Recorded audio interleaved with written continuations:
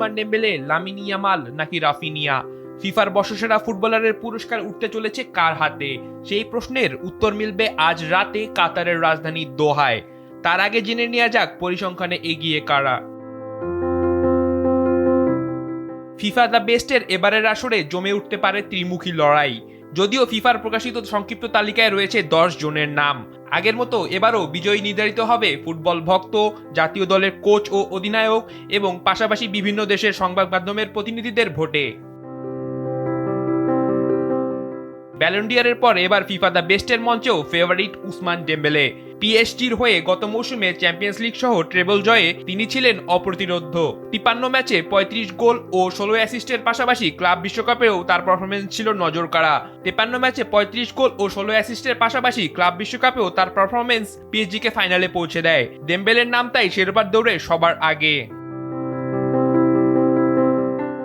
বার্সেলোনার হয়ে ঘরোয়া ট্রেবল জেতা লামিন ইয়ামাল ছিলেন পুরো মৌসুম জুড়েই আলোচনার কেন্দ্রে। 55 ম্যাচে 18 গোল করার পাশাপাশি 25টি গোলে অ্যাসিস্ট করে তিনি নিজের প্রভাব স্পষ্ট করেন। ব্যালন ডি'অরে দ্বিতীয় স্থান পাওয়া এই তরুণ তারকা মাঠে তার অসাধারণ নৈপুণ্য ও ম্যাচ বদলে দেওয়ার ক্ষমতা নিয়ে বিশেষভাবে নজর কাড়েন। বার্সেলোনার ব্রাজিলিয়ান তারকা রাফিনিয়াও দুর্দান্ত মৌসুম কাটিয়েছেন। লা লিগার বর্ষসেরা এবং চ্যাম্পিয়ন্স লিগের সর্বোচ্চ এই গোলদাতা হ্যান্সি ফ্লিকের অধীনে নিজেকে নতুনভাবে আবিষ্কার করেছেন।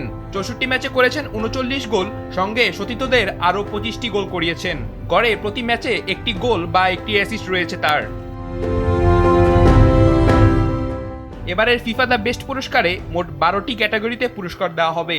এর মধ্যে থাকছে ফিফার বর্ষসেরা পুরুষ খেলোয়াড়, নারী খেলোয়াড়, পুরুষ দলের কোচ, নারী দলের কোচ, নারী গোলরক্ষক, পুরুষ গোলরক্ষক, বর্ষসেরা একাদশ, ফিফা মার্তা অ্যাওয়ার্ড যা নারীদের সেরা গোলের জন্য দেওয়া হয়, ফিফা পুস্কাস অ্যাওয়ার্ড যা পুরুষদের সেরা গোলের জন্য দেওয়া হয়, ফিফা ফ্যান অ্যাওয়ার্ড এবং ফিফা ফেয়ার প্লে অ্যাওয়ার্ড।